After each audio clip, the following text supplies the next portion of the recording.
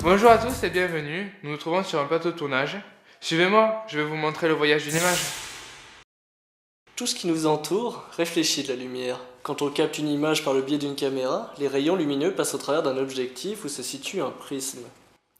Ce séparateur optique est un dispositif d'aiguillage et de filtrage de la lumière vers les surfaces sensibles des capteurs CCD. Il divise les parties du spectre lumineux correspondant aux trois images primaires, rouge, vert et bleu. Le capteur CCD est un circuit intégré proportionnel à l'objectif de la caméra. Il renferme des capteurs photosensibles.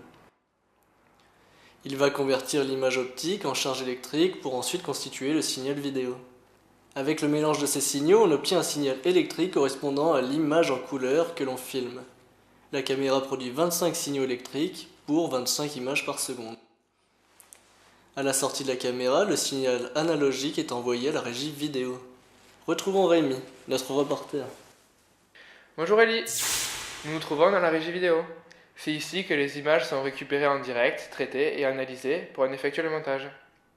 Le réalisateur utilise le mélangeur pour commuter en direct plusieurs sources vidéo, les caméras plateau, mais aussi les sujets du magnétoscope ou les titrages. Cela lui permet également de réaliser les transitions. Les images constituant le montage final sont alors numérisées, puis elles seront retransmises par satellite.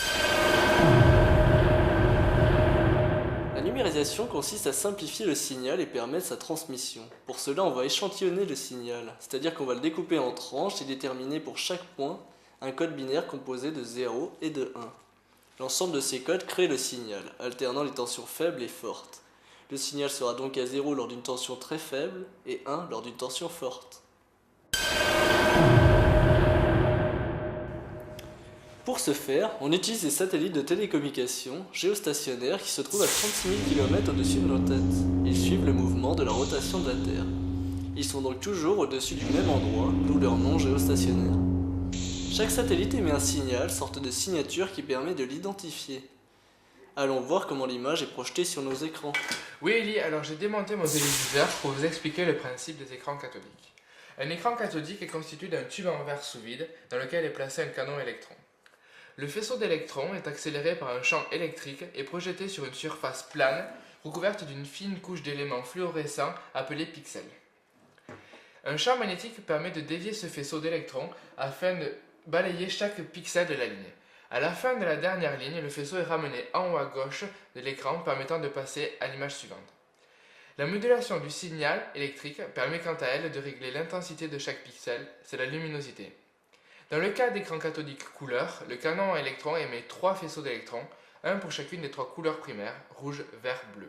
Et je viens de m'acheter un écran plasma, Ellie, tu peux m'expliquer comment ça marche ? L'écran plasma est un écran émissif de lumière. Des cellules de gaz rares, néon et xénon, sont chargées en électricité. Le but est d'envoyer ensuite par décharge électrique un rayonnement UV qui sera transformé en lumière rouge, vert, bleu via des luminophores. Un écran plasma est constitué d'un ensemble de pixels matricés emprisonnés entre deux couches de verre. Pour faire simple, ce sont les luminophores qui convertissent les ultraviolets en lumière visible. Les écrans LCD sont composés de deux parties. En arrière, il y a une source de lumière composée de néons qui éclaire un panneau à cristaux liquides placé juste devant. Ce sont ces cristaux liquides qui orientent la lumière afin d'afficher les images. Alors comment marche le principe de cristaux liquides ? C'est très simple, prenons un pixel situé sur cet écran. On remarque que la lumière est envoyée dans tous les sens contre une première grille, comme un store, qui oriente la lumière dans une seule direction pour ensuite aller vers les cristaux liquides. Ce sont des bâtonnets qui forment une hélice et qui dirigent la lumière. De plus, ils peuvent changer de direction s'ils sont soumis à une tension électrique. Ensuite, ils renvoient la lumière vers une deuxième grille pour heurter le filtre de couleur vert, rouge ou bleu. Si on ne veut pas d'une certaine couleur, il faut envoyer une tension électrique aux cristaux liquides qui vont modifier la courbe des cristaux et donc changer le trajet de la lumière. Dans ce cas, elle heurte la grille et est bloquée. Elle n'émet donc pas de couleur. Ce sont ensuite nos yeux qui font le mélange.